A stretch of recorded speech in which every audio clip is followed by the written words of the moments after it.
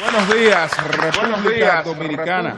El sol de la mañana. Desde el Centro Médico Cabarete. Hoy, 1 de agosto. Ayer estuvimos pues en Moca. Estuvimos en la comunidad. Estuvimos en José Contreras de Moca, en un programa social, de apoyo a la comunidad de la Yautía, que de inmediato ha producido pues logros muy importantes y que esperamos que esos logros se amplíen. Es una comunidad que vive en una condición de marginación y aislamiento, que esperamos que con la realización de este programa, con esfuerzos que se han venido haciendo también desde hace un tiempo, como es el caso de este proyecto de energía solar que ya está operando en la comunidad, que auspició el Consejo de Desarrollo Estratégico de Moca y la senaduría, el senador José Rafael Vargas, pues con esas acciones y las acciones nuestras mejore la vida de esa comunidad. Entonces hoy estamos por segunda vez en el Centro Médico Cabarete, un centro médico privado, muy moderno. Nosotros estuvimos hace un tiempo siendo testigos de la gran labor de este centro médico en Cabarete, no solo una opción de primera calidad para los turistas que vienen a esta área del país, sino también para muchos dominicanos sin recursos que reciben atenciones médicas aquí en Cabarete, en este centro privado que tiene también una gran labor de responsabilidad social.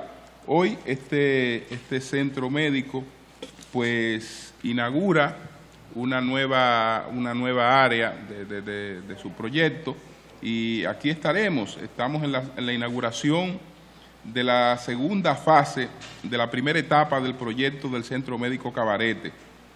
Entonces, aquí se va a inaugurar el área privada y la suite, el área de cuidados intensivos, de diálisis, de endoscopía y otras áreas importantes. Lo que estamos presenciando es un centro médico moderno, una edificación muy adecuada para brindar un servicio en el que la gente no se sienta en un hospital, no se sienta en una clínica, y con la tecnología y el personal que se requiere. Muchas gracias al doctor Roberto Espitale, que es el director del Centro Médico Cabarete, con el que conversaremos con él y con muchas personalidades. Qué bueno que tenemos la oportunidad de nuevo de estar aquí en Cabarete. Buenos días a todo el equipo del Sol de la Mañana, a don Antonio Espaillat, presidente de Radio Cadena Comercial, que estuvo ayer con nosotros en el programa de Moca, viajó a Santo Domingo, pero debe estar próximo a llegar para estar presente en este programa en Cabarete.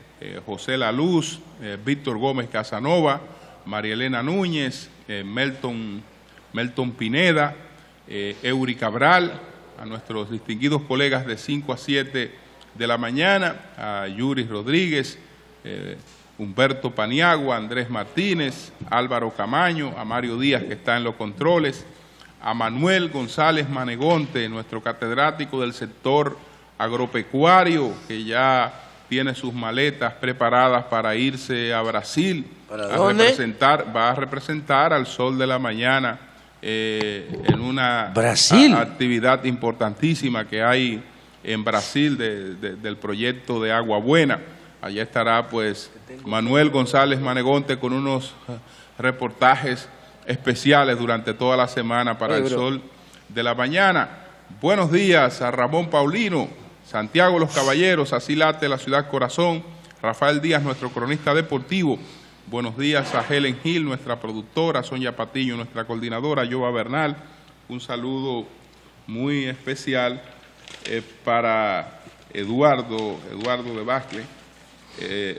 Backer y para Abraham Herrera, que son los ingenieros técnicos que hacen posible que nosotros podamos trasladar nuestra emisora, nuestra cabina, a cualquier parte del país y transmitir como si estuviéramos en los estudios centrales. Muchos temas importantes para compartirlos con ustedes. Yo quiero pues empezar, sé que no disponemos del tiempo habitual, empezar por la situación de Argentina. Ayer la agencia Standard & Poor's pues declaró las dos, Standard & Poor's y Fitch Rating, las dos. ¿Y Fitch Rating? Sí. Ok. Yo había visto la información de Standard & Poor's. Entonces, estas dos agencias declararon en default Argentina, una medida que luce injusta, pero que está avalada en un dictamen judicial, es decir, que la injusticia partiría de la decisión judicial. ¿Por qué parece injusta la medida? Luce injusta la medida, porque Argentina había llegado a un acuerdo con el 92.4% de los tenedores de estos bonos que han sido considerados como bonos buitres o bonos basura, pero bonos buitres, con el 92.4% de los tenedores de estos bonos, lo que quiere decir que es una minoría de un 7 punto y tanto de estos tenedores los que encaminaron este procedimiento judicial. En función de este procedimiento judicial, Argentina fue emplazada a formularle un pago a estos tenedores que forman parte de menos de un 10%, ¿no?, de los tenedores totales de estos bonos argentinos, de un pago de 1.300 millones de dólares, de los cuales en el día de ayer había que pagar 539 millones. Y Argentina no efectuó este pago, por lo menos a los tenedores que han hecho el procedimiento judicial. Esto corresponde a una renegociación que se hizo con esos tenedores de bonos de la deuda correspondiente a los años 2005 y 2010. Pero el problema se arrastra desde la situación difícil, desde el colapso de la economía argentina en los años 2001 y 2002. ¿Qué ocurrió? Que estas empresas vieron una oportunidad de un negocio amplio, de un negocio favorable, y unos políticos desesperados, unos gobernantes desesperados, pues pactaron negociaciones en estas condiciones que serían a todas luces desventajosas para el futuro de la economía argentina. Argentina logró un proceso de negociación con la mayoría de estos tenedores de bonos y ellos fueron a un costo razonable. Aún en las circunstancias en las que Argentina negoció con ellos, ellos están ganando el 300% de los beneficios. Es decir, en vez de usted tener un 1000% de los beneficios, un 2000 o un 3000% de los beneficios, yo reconociendo que tú tienes un derecho porque estos bonos fue el gobierno que lo colocó y tú lo compraste y tú no le pusiste una pistola al gobierno, sino que el gobierno te llamó para que comprara esos bonos en esas condiciones, yo te voy a reconocer un 300% de beneficio en una negociación. Y en esas condiciones, la mayoría aceptó la negociación, aunque hubo un grupo que no la aceptó, y este ha sido el grupo que ha ido a la justicia. Son dos empresas. Sí. Elliott Capital Management está vinculada al Partido Republicano a través de Paul Singer, un activista de los derechos de los homosexuales y un lobista de Washington, y Robert Shapiro, que dirige American Task Force, que era un asesor de Clinton y asesor del Fondo Monetario Internacional. Ellos invirtieron 35 millones de dólares en la compra de la deuda argentina cuando se depreció producto de las complicaciones que tú citabas de principios de los años 2000. Entonces, junto con los intereses, entonces ya eso va por 1.200 millones de dólares. Se hicieron 2 rondas de negociaciones, una en el 2005 y otra en el 2010. El 92% de los tenedores de bonos, que no son American Task ni Elliott Capital, aceptaron, pero ellos dos no aceptaron. Entonces, como habían elegido la justicia de Nueva York como jurisdicción de arbitraje, ellos apelaron a los valores que se habían denominado en el contrato y el juez le dio ganancia de causa. Esto no es una cosa nueva. Incluso aviones argentinos se limitan a viajar a ciertos países porque ellos han intentado embargarlos. Esta es una situación difícil porque ahora dice Argentina que ellos no están en cesación de pago, en default, porque el default que está definido tanto en los contratos como en todo estos procedimientos de los mercados de capitales es una incapacidad de pago del emisor de los bonos, de la deuda.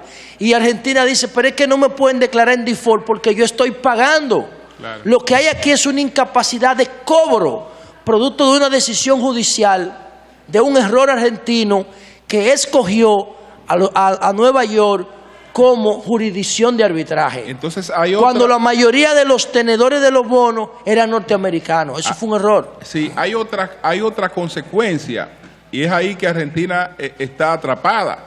Porque si a 2 yo tengo que pagarle con estos privilegios y reconociéndole estos niveles de ganancia, se daña la negociación que ya tú tienes con el 92%, sí. Porque el 92% va a decir, no, pero espérate un momentito, entonces las ganancias mías tú me las vas a bajar. Exacto. Y tú le vas a pagar a estos 2 en función de eso. Como tú le pagas a esos 2, va a tener que pagar me va a tener que pagar a mí, y ahí viene el problema. Y entonces ahí Argentina está realmente atrapada. Esta declaratoria, sin duda alguna, que es perjudicial para la economía argentina. Ya está generando muchas pérdidas en el mercado de capitales. Ahora, Cristina Fernández de Kirchner habló anoche y ella dijo lo siguiente: ¿cómo me van a declarar en default si yo estoy pagando?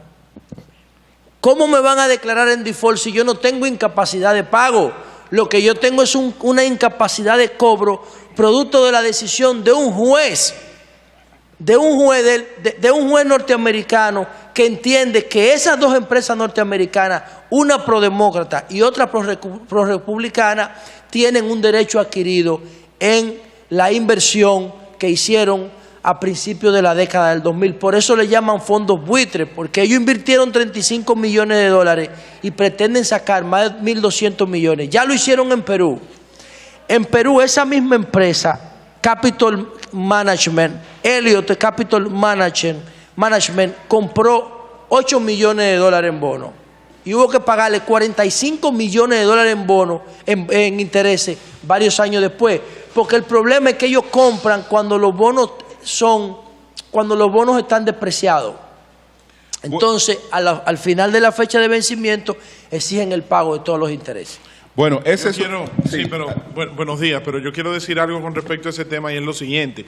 Esta experiencia de Argentina de anoche demuestra una vez más que el modelo en que operan los organismos internacionales de financiamiento a los gobiernos no necesariamente significan beneficio para las clases productivas de los pueblos. O sea, el Fondo Monetario Internacional, el Banco Mundial, el Banco Interamericano de Desarrollo, estos fondos buitres o cualquiera... Shapiro es asesor del FMI. O cualquier institución... mismo fondo buitre. Exacto, pero cualquier institución que tenga un plan de financiamiento, tú supones que es para ayudar a la gente. Tú dices, bueno, un gobierno toma dinero prestado para desarrollar programas sociales, para hacer obras de infraestructura, para corregir problemas de su economía, y entonces tú supones que el financiamiento es para el beneficio de la gente.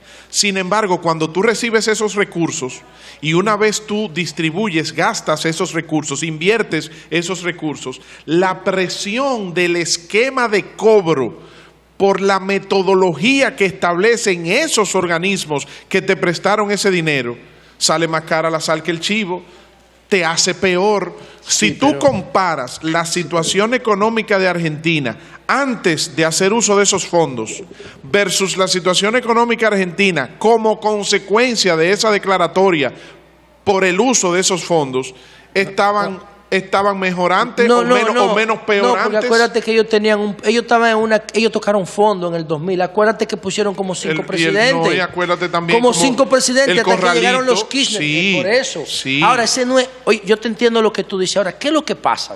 Es como que cuando Argentina cae en el corralito, oye, su deuda pública, porque el gran problema de Argentina era un endeudamiento igual que el español.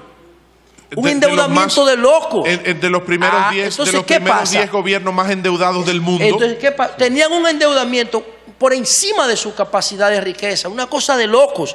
Ahora, ¿qué pasa? Cuando ellos tocan fondo y caen en el corralito, entonces Elliott Capital Management y la otra empresa, la de American Task Force de Shapiro, compran los bonos, porque cuando tú caes en incapacidad de pago como en el 2000, tu deuda se rebaja porque nadie va a invertir ahí. Entonces ellos lo compraron como bono chatarra y lo están cobrando como bono saludable. Ahí es que está el problema. ¿Por qué renegociaron en 2005 y en el 2010? Bueno, como bono supuesto saludable, porque ningún bono saludable paga lo que ellos pretenden cobrar. No, pero por eso te estoy diciendo, pero oye la diferencia. Sí. Tú invertiste 35 millones de dólares y tú estás cobrando 1.200 millones. Por eso le dicen buitre, porque ellos no están cobrando 45 ni 50, están cobrando 1.200 millones. Compraron a precio de chatarra y están vendiendo a precio de bono saludable. ¿Qué es lo que dice Argentina? Nosotros somos una economía sana, por eso estamos pagando. Cualquier inversionista, ¿para qué existe la calificadora de riesgo de inversión? Para decirle, a los inversionistas a dónde van a poner su dinero con garantía. Si un inversionista le preguntara ahora mismo a Fitch o a Standard & Poor's, Standard & Poor's, sí, Standard & Poor's y Fitch. Miren, yo tengo aquí $1 millón, yo lo quiero colocar en deuda argentina. ¿Qué le diría Standard & Poor's? No lo coloque ahí, que hay incapacidad de pago. No le puede decir eso, porque Argentina está pagando. Sí. Lo que hay es una incapacidad de cobro. Entonces, por eso es que Argentina dice, pero es que no se configura el default, porque el default se configura cuando yo no puedo pagar. Pero aquí es que ellos no pueden cobrar, por lo que tú decías, Julio. Yo creo que Argentina en estos momentos merece la solidaridad de todos los gobiernos. La OEA se reunió para apoyarla. Porque hay que verse en ese espejo. Hay que verse en ese espejo. Es un país que ha tratado, en ese sentido, de buscar lo mejor para el país, lo más conveniente. Reconoce que tiene una deuda. Ha renegociado esa deuda en condiciones más favorables con la mayoría de los tenedores de esa deuda, y la han aceptado, porque aceptando la negociación con Argentina se están ganando un 300% de lo invertido.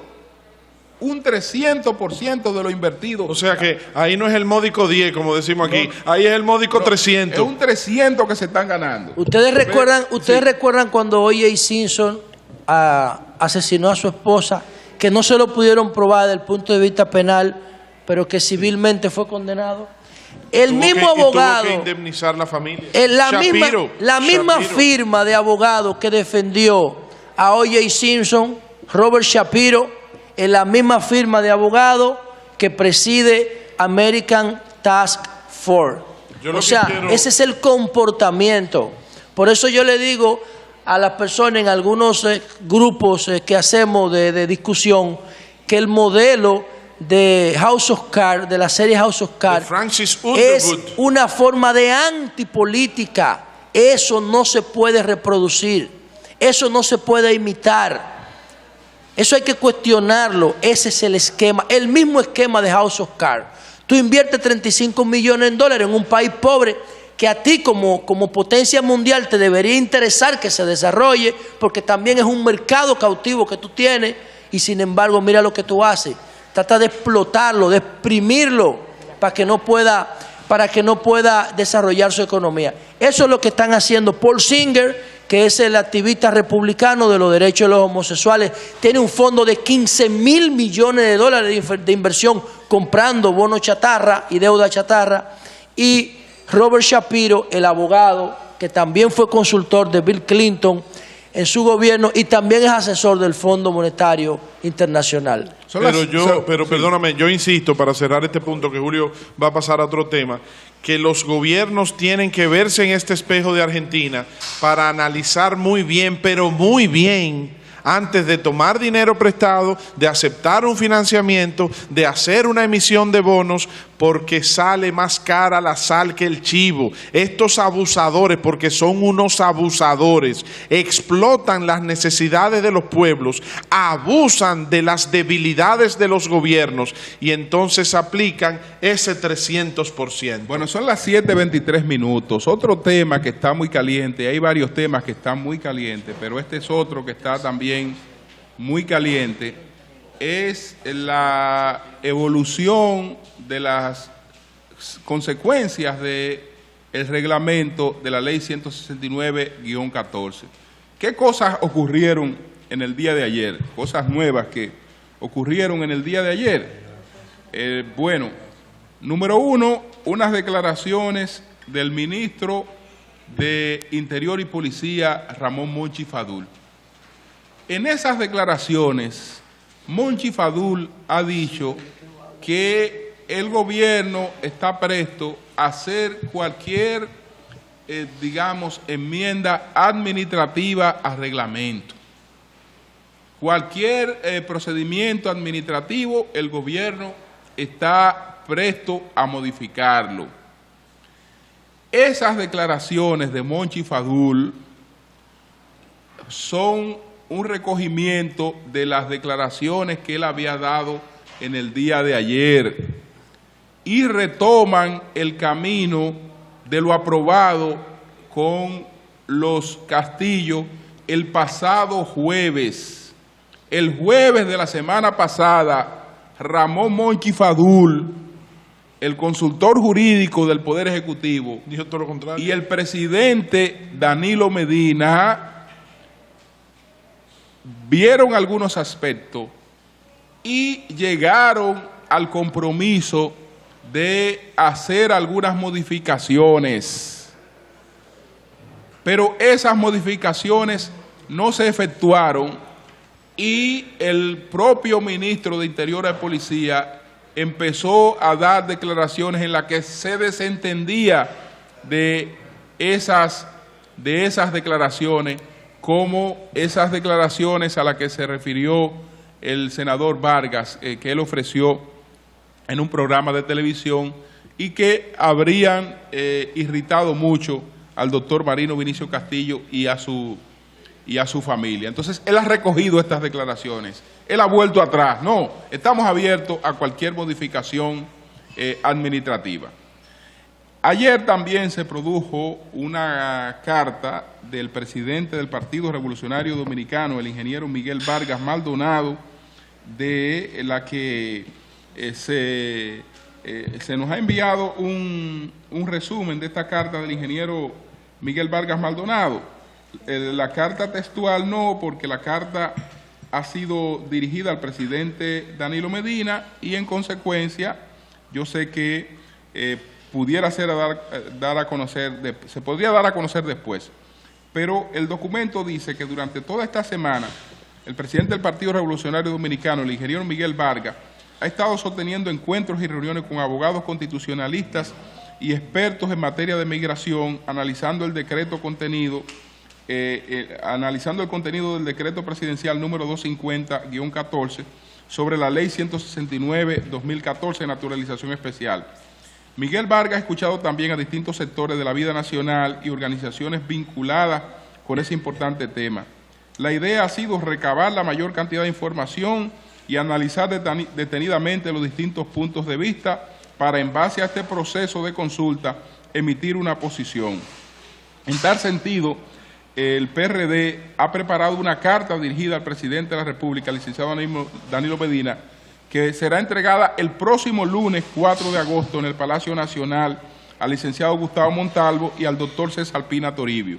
En esa carta el PRD propone algunas modificaciones, aspectos de reglamento que entiende que son contradictorios, independientemente de que también hay un reconocimiento a la forma en la que el presidente Danilo Medina ha manejado este tema y ha tratado de procurar un consenso en conformidad con la Constitución y con la sentencia.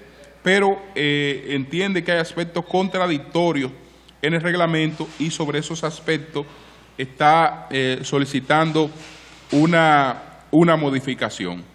Entonces, en el día de ayer también, como tercera, digamos, incidencia, se habría producido una reunión del doctor Marino Vinicio Castillo con el expresidente Leonel Fernández. Tal y como nosotros dijimos en el día de ayer, el doctor Marino Vinicio Castillo depositó una carta de renuncia en el despacho del presidente Danilo Medina. Desde luego, la renuncia de Vincho Castillo no es la renuncia de cualquier persona. En una oportunidad le preguntó a alguien al doctor Joaquín Balaguer, el doctor Marino Vinicio Castillo había solicitado una función pública, no porque le interese un puesto público, no porque le interese un empleo público, ni un sueldo público. Cuando ha solicitado funciones, ha sido porque él entiende que puede desarrollar un trabajo, que puede desarrollar una línea de trabajo en beneficio del país o de la causa en la que él cree. Entonces, el doctor Marino Vinicio Castillo en varias oportunidades le solicitó al doctor Balaguer pues una posición en ese sentido, no un carguito, sino una posición desde la que pudiera cumplir con determinados objetivos. Y el doctor Balaguer habría comentado varias veces en privado que cuando le preguntaban, doctor, ¿y por qué usted no complace a Vincho? ¿Por qué usted no nombra al doctor Marino Vinicio Castillo? La respuesta del doctor Balaguer es porque no lo puedo quitar. Y no va a nombrar a nadie que no pueda quitar, que no pueda remover. Es decir, lo que representa el doctor Marino Vinicio Castillo, pues está más allá de la incidencia que pueda tener su partido, está más allá de las cosas que usted puede evaluar así de manera obvia. El peso político, perdóname Julio, para afianzar ahí, darte un pie de amigo en eso que dices, el peso político de la figura del doctor Marino Vinicio Castillo no se corresponde con la cantidad de votos que obtiene en los procesos electorales la Fuerza Nacional Progresista.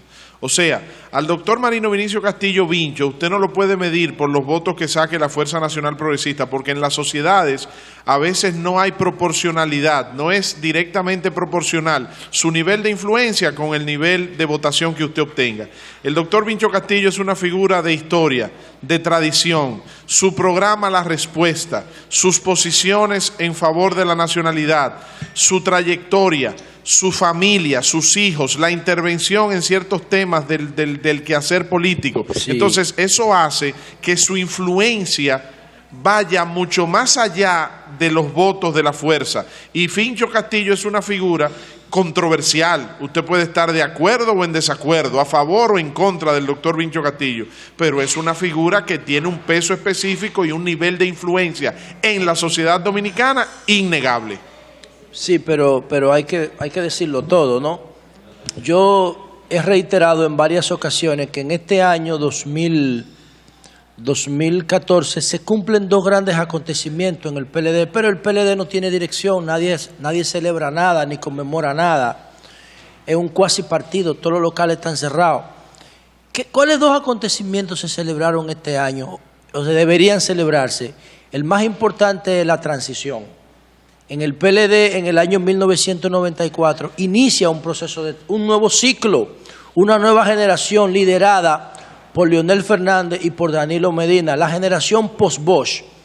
Ese acontecimiento que ocurrió en el 2004, en el 94, después de las elecciones, nadie lo ha celebrado. Yo recuerdo que fui en bicicleta y pantalones cortos a ese congreso, el Congreso Manny Espinal, que se celebró en Fiesta Deluxe. Nadie ha dicho nada de ese gran acontecimiento, el ciclo que iniciaron Leonel y Danilo Medina, y los dos llegaron a la presidencia de la República con otros actores como Tecmito Clemontá y todo el que trabajó en eso.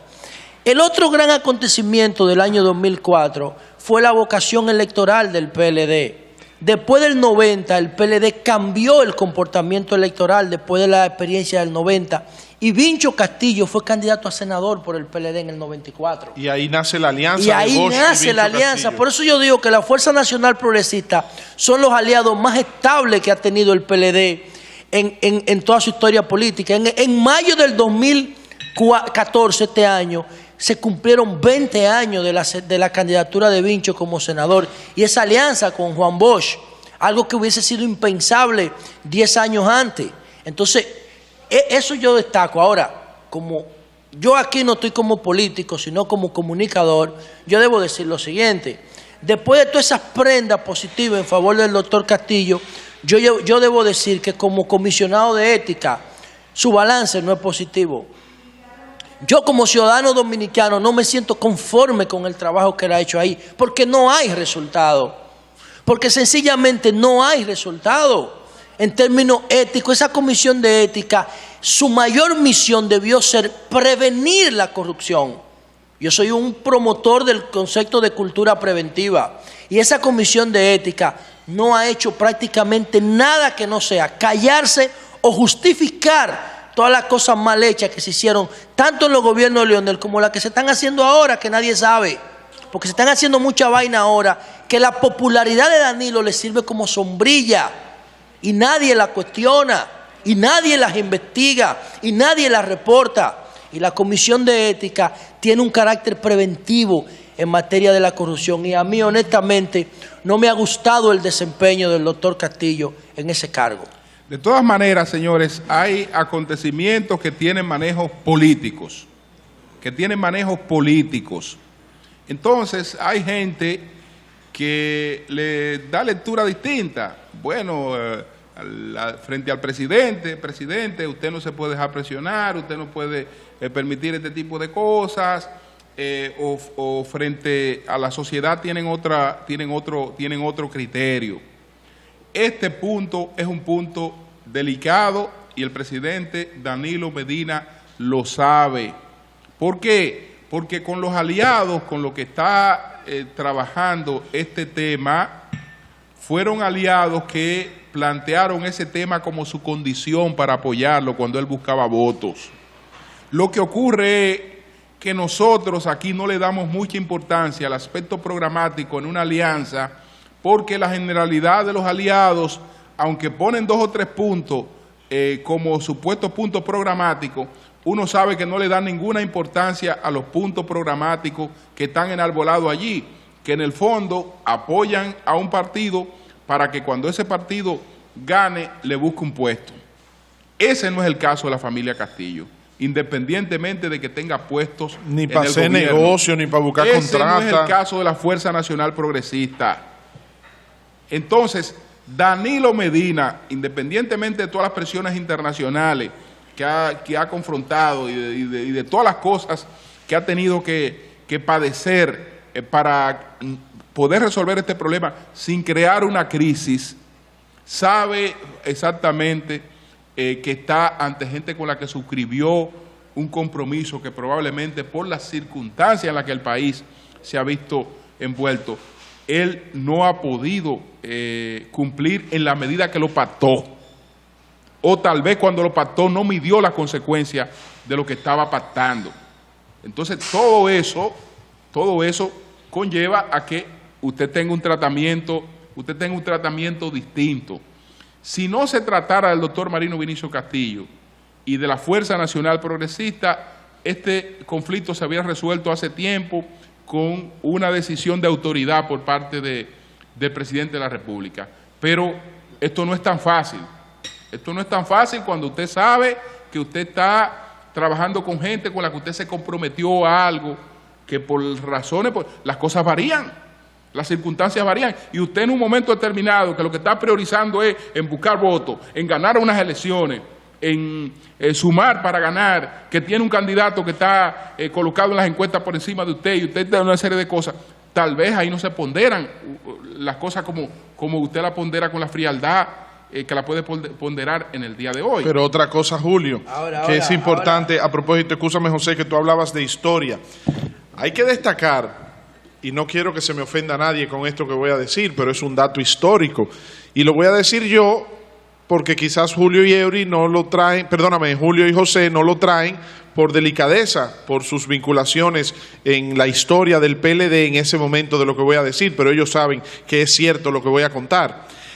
En el año 1994, que hace José La Luz referencia, que fue cuando nace la alianza entre el profesor Juan Bosch como candidato presidencial del PLD y el doctor Vincho Castillo como candidato a senador de la capital. Y Leonel como vice. A eso voy. Y Leonel Fernández como candidato vicepresidencial del PLD.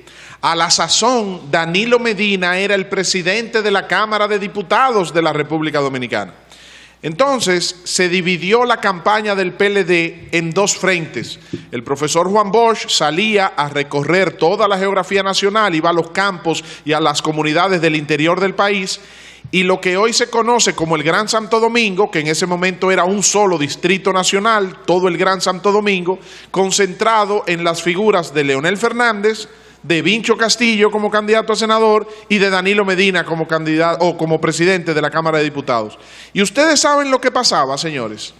Ustedes saben lo que pasaba, que cuando llegaban a Capotillo, por ejemplo, cuando llegaban al Simón Bolívar, cuando llegaban a Cristo Rey, cuando llegaban a cualquiera de los sectores más populosos del Distrito Nacional, llegaban Leonel Fernández, Danilo Medina y Vincho Castillo. Señores, la gente no conocía a Leonel Fernández. El candidato vicepresidencial, quien encabezaba la comisión, era Leonel Fernández. Y toda la gente se iba a aplaudir, a saludar, a abrazar, a tirarse fotos, no, porque en esa época los celulares no tenían cámara como ahora, pero para los fotógrafos. Ni siquiera había celulares. Exacto. Los Motorola grandotes. Exactamente, los ladrillos, los guayahielos. Entonces, a quienes la gente saludaba, Julio Martínez Pozo, José La Luz, sí, y a quienes identificaba, era a Vincho Castillo y a Danilo Medina, el presidente de la Cámara de Diputados. Y entonces, Vincho y Danilo les daba apuro, ¿no? Les daba la vergüenza ajena porque estaban en presencia del candidato vicepresidencial. Y era que lo llamaban y lo presentaban. Señores, miren, sí, aquí está el candidato vicepresidencial. Todavía siendo candidato, claro. Porque es que tú... Por eso yo decía cuando Guido participó en el proceso contra Miguel, yo decía, la gran ganancia de Guido en este proceso, independientemente del resultado, es que el nivel de posición que logró y de atención y de cobertura de los medios, yo de manera conservadora le estimo un valor de más de 200 millones de pesos. Porque si tú fueras a pagar por obtener de manera privada, por ese nivel de atención de los medios, ¿cuánto te costaría? Entonces, Leonel Fernández en ese momento no era una figura pública, era una figura técnica a nivel del PLD, un intelectual que manejaba él la parte de la comunicación, no era la noticia, ¿entiendes? Era el que manejaba la parte de comunicación del partido. Y esto no lo digo con ánimos ni de denigrar ni de ofender, todo lo contrario, porque eso demuestra su... Así. Incluso yo creo que la gente tampoco... Tú llegaste a salir, Julio, con ellos en un par de recorridos. La gente tampoco conocía al presidente de la Cámara, tampoco conocía a Danilo, la gente conocía a Vincho. A Vincho y a Bosch. Pero después de Vincho, el más conocido era Danilo, o sea, sí, pero como Bosch andaba... que Danilo manejaba presupuesto y tenía un séquito. Pero como Bosch andaba en el interior, cuando salían en la capital los tres, el más conocido era Vincho Castillo, después Danilo Medina y entonces Leonel Fernández. Señores, son las 7:42 minutos. Hay un tema que lo vamos a tratar, porque imagínese usted, ese tema está cogiendo fuego, que es el tema de las ventas por internet. Cambio y fuera, Mauricio.